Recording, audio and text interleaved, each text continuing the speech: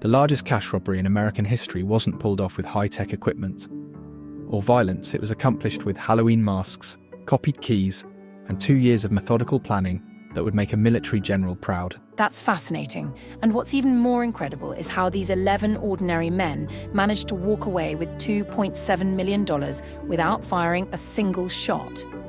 Led by Fats Pino and Spec O'Keefe, this crew approached the Brinks Depo heist like they were planning D-Day. They had someone on the inside, Stanley Gusciora, who took a job as a cleaner just to gather intelligence. That's dedication to research that would impress a PhD candidate. The level of detail in their planning is almost unbelievable. They actually created detailed blueprints and conducted practice runs like it was a Broadway show in rehearsal.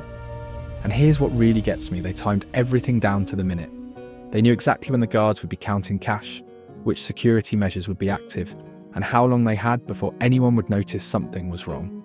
So what ultimately brought down this seemingly perfect operation? Well, that's where human nature comes in. For 6 years they actually got away with it, but O'Keefe started feeling shortchanged. You can plan for every security measure imaginable, but you can't plan for good old-fashioned greed and paranoia.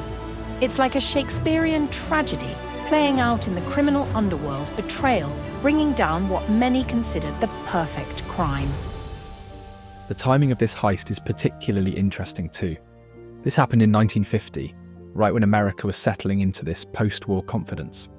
Here's Boston, this city built on revolution and resistance, suddenly facing a crime that showed how vulnerable even our most secure institutions could be. The impact on the security industry must have been enormous. Oh, it completely revolutionized how companies approach security. Brinks and others realized that strong locks and armed guards weren't enough. You had to account for human factors too. They had to completely overhaul their protocols. Looking back now, it's almost like a case study in both brilliant planning and human fallibility.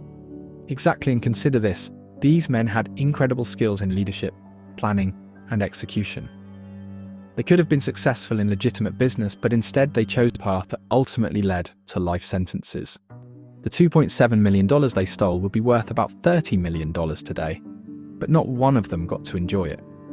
That really puts things in perspective, all that talent and ingenuity, wasted on a crime that destroyed their lives. You know what's particularly striking? The contrast between the precision of the heist and the messiness of human relationships.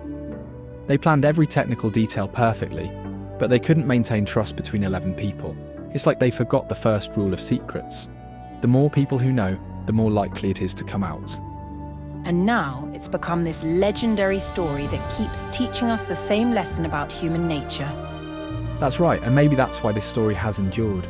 It's not just about the technical brilliance of the heist, it's about how even the most perfect plans can't overcome basic human flaws. In the end, it wasn't clever detective work that brought them down. It was their own greed and mistrust. So in a way, the real security system that failed wasn't at Brinks, it was the trust between the thieves themselves. And that might be the most valuable lesson from this whole story. You can plan for every contingency, account for every variable, but you can't engineer your way around human nature. These men pulled off what many considered impossible, only to have it all fall apart because they couldn't maintain their bonds of trust.